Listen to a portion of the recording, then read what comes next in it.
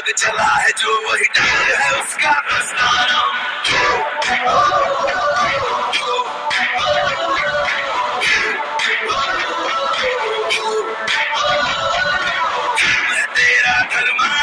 कर्म है तेरा कर्मानम, आग में पग पग चला है जो वही डगर है उसका प्रस्थानम।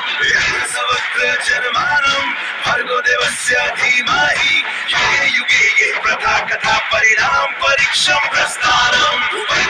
पाई में कभी भी किसी का अक्स दिखता नहीं, सैया को दे जो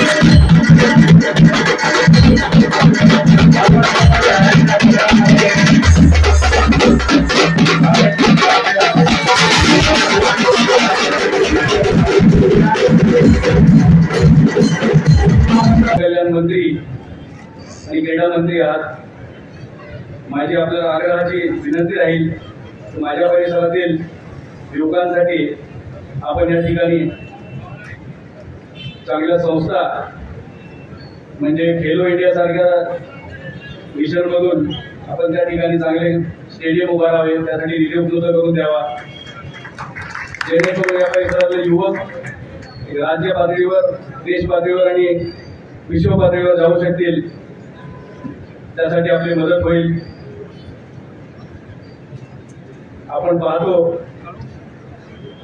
बऱ्याच ठिकाणी आपल्या मतदारसंघातले युवक युवती इतर जिल्ह्यांमध्ये जाऊन त्या ठिकाणी प्रतिनिधित्व करतायत, खो खो असेल, कबड्डी असेल, क्रिकेट असेल, परंतु आपल्या मतदारसंघात कुठेही प्लॅटफॉर्म नाही, स्टेडियम नाही, चांगले खेळांचे मैदान नाही। सुदैवाने आपण आता क्रीडा मंत्री आहात, तर त्या सुविधा आपण या ठिकाणी उपलब्ध करून द्याव्या अशी मी आपल्याला विनंती करतो। वेळोवेळी मी एक लोकप्रतिनिधी म्हणून, आमदार म्हणून युवकांसाठी त्या ठिकाणी सरकारकडे विधान भवनात आग्रहाची मागणी केलेली, ह्या परिसरामध्ये MIDC व्हावी, 200-300 एकर मध्ये, 500 एकर मध्ये, 1000 एकर मध्ये MIDC व्हावी, त्या ठिकाणी बेरोजगारांना रोजगार मिळेल, कामगारांना काम मिळेल, शेतमजुरांना काम मिळेल, अशी मी वेळोवेळी आग्रहाची मागणी केलेली आहे। आपल्या माध्यमातून नक्कीच या मागण्या युवकांसाठी तरी पूर्ण होतील अशी आशा व्यक्त करतो। आपल्या नंदुरबार जिल्ह्यातलं म्हणायला गेलं कारण की तरीच आपण सगळे लोक आहोत आणि मला चांगलं आठवतं की आपल्या सगळ्यात महत्वाचं म्हणजे अभिजित दादा असतील, दीपक बाबू असतील, हिनाताई असेल, सातत्याने जेव्हा चर्चेमध्ये विषय होतात किंवा अन्य आपले लोकप्रतिनिधी असतात, ती प्रकाशाचा आपला विषय बऱ्याच दिवसापासून प्रलंबित आहे। आपले आमदार साहेब सुद्धा इथे आहेत, त्यांनी सुद्धा तो विषय सांगितलेला आहे।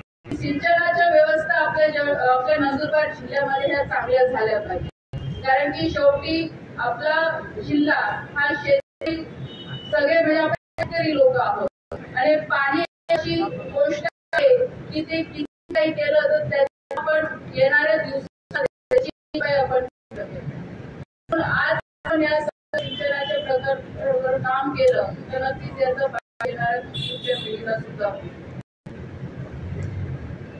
अरे विकास कामं मी सुद्धा पूर्ण प्रयत्न करेल की या दिवसांमध्ये माझ्या माध्यमातून, आमचे सगळे लोकप्रतिनिधी माध्यमातून जास्तीत जास्त विकास कामे आपल्या भागात सुद्धा येईल आणि तिथे कोणतेही राजकारण न करता फक्त आपल्या नंदुरबार जिल्ह्याचा विकास कसा होईल या दृष्टिकोनातून नक्कीच